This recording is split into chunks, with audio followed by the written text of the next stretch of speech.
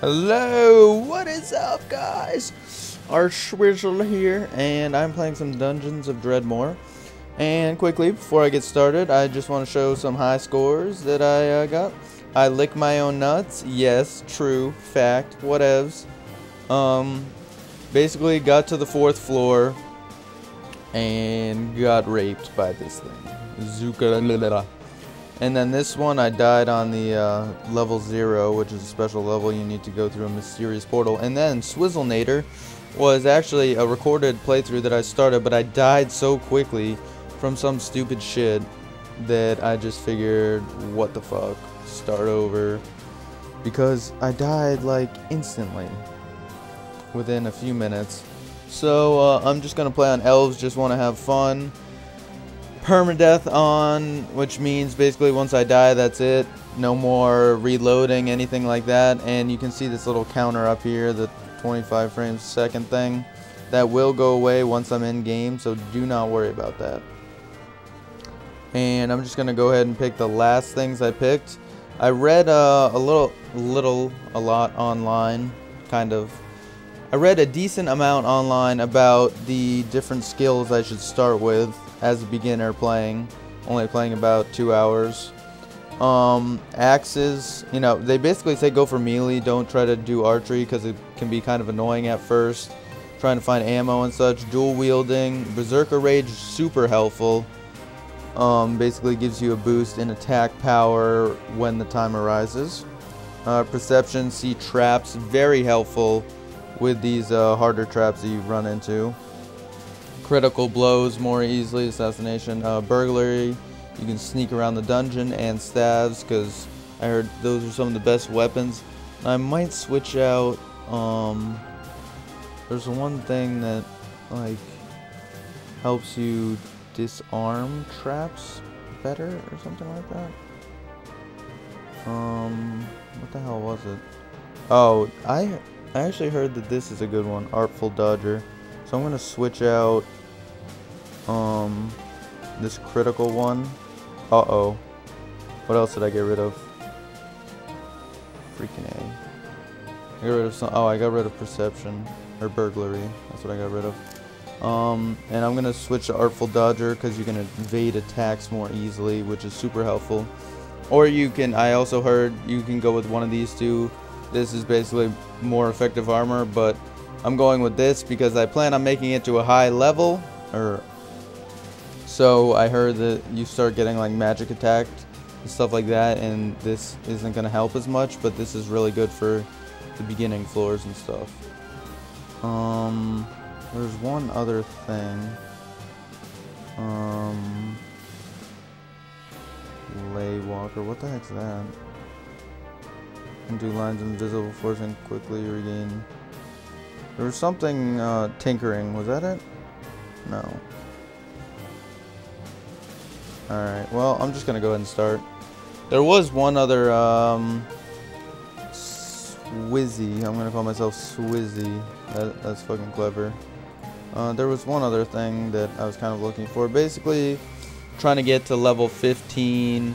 Not like character level 15, but the 15th floor, and kill the Dredmor, King Dredmor person. So, oh, we start off with a quick fight. And what I do right off the bat before I even start fighting is just press shift and right click, and then I'm dual wielding right now, so that increases that by a good amount, and I can just one hit that guy and boom, that guy.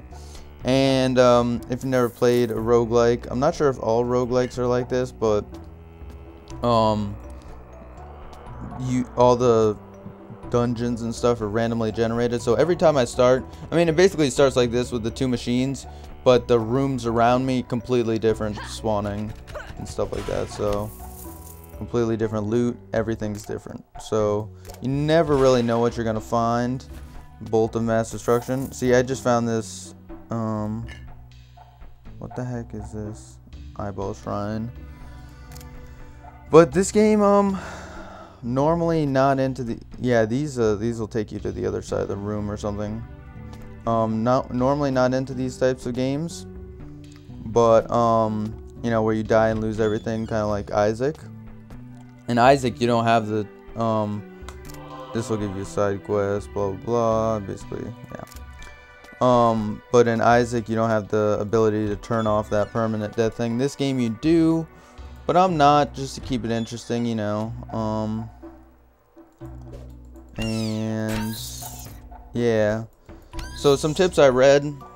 The reason why I died on the 4th floor was, ooh, good thing I never go for this because it says I have a 45% chance, but I can never, like, it always blows up in my face. So I can see there's a trap back here or something. No, I guess not. I thought there was a trap. But the reason why I died on that 4th floor was because as soon as I got to the 3rd floor, maybe like a few minutes in to the 3rd floor, I immediately found the 4th floor, and I just, you know, I was kind of like tired of living at that point, I guess you could say, because I survived for about an hour, which was much longer than my previous survival rate and such. So I was just like, whatevs. These guys are kind of hard at the beginning because they teleport around and they're really annoying. If I could actually hit them, it would be perfect. Yeah, see, if I can just hit them, it's super easy, but a lot of times you can't do that. So I'm just gonna pray to this guy again. What? I need to find an artifact, basically. I'm not sure if all these things happen on the, like, if all the artifacts I need to find are only on this floor. I doubt it. I think I might have to come back up, but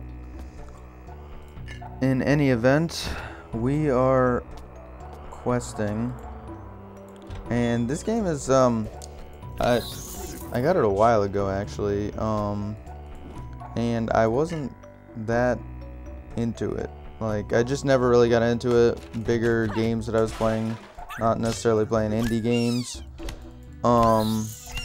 even though I was trying to start up an indie thing. But this game, you know, it's summer now, so I figured, why not give it a chance? And I really, really enjoyed it. I